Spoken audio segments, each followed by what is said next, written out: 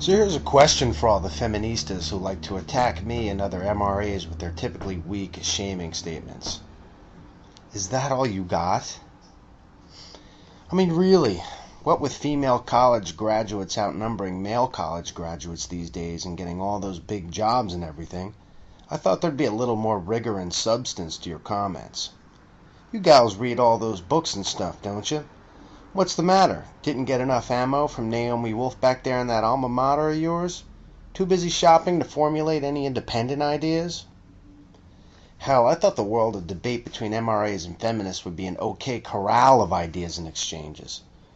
What a letdown. I mean, really. What a loser, LOL. You must not get laid.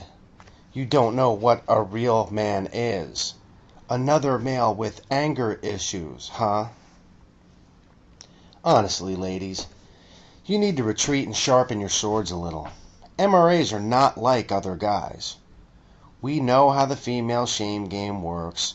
We won't back down in order to gain your approval and make the shaming comments stop, because we don't need your approval. And, quite frankly, we think your comments are kind of funny in a revealing way. But I tell you, I am getting a bit starved. I'm starved for a woman of vision who can bring a real smackdown to this fight. Someone who's forged her own path and not given in to ideological tripe and PC rhetoric. But let's talk about those shaming statements, which are really just ad hominem attacks in miniature. They're always an attempt to shut the speaker down by attacking his ego. People who use shaming statements, by the way men use them too, are either afraid to hear the truth or afraid that others may hear the truth.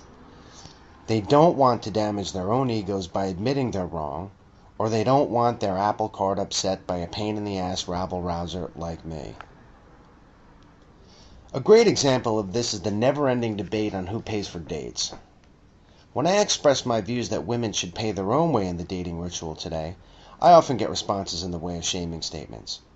You must never get laid, you must never get any dates, etc.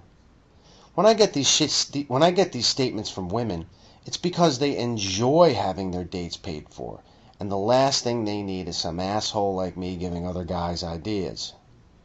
When I get them from men, it's because those men don't want to admit that they don't have the confidence to attract women without waving cash in their faces. So then, one party wants to shut me down because I'm killing their golden goose. The other party wants to shut me down because I'm killing their egos. And boy, I just live for situations like that. Gold diggers, meet your nemesis. So why are considered responses from female listeners so rare? Well, here's my theory. In matters sexual, relational, and gender-related, women have become so used to society agreeing with whatever they have to say, they've lost the ability to argue effectively. The logical muscle has become atrophied. In its place, the flab of unquestioned subjectivism now reigns, claiming moral superiority by virtue of reproductive function.